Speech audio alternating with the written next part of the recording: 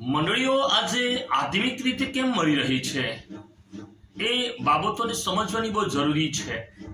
કેમ કે મંડળીઓમાં બધું જ ઘુસાવી દીધું.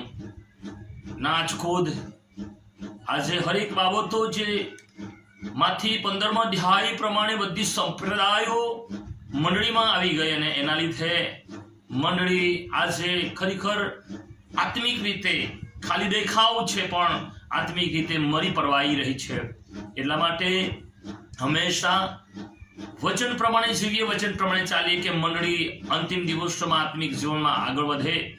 જે જગતની હરેક સંપ્રદાય આપણે મંડળી અંદર ના ઘુસાવીએ, કેમ કે પરમેશ્વરનું વચન આપણે સમજીએ, જાણીએ કે જેથી કરીને આજે આત્મિક રીતે મંડળીઓ આગળ વધે. એટલા માટે હંમેશા ધ્યાન આપીએ અને ધ્યાન આપીને આપણા જીવનને તૈયાર કરીએ. હાલેલુયા.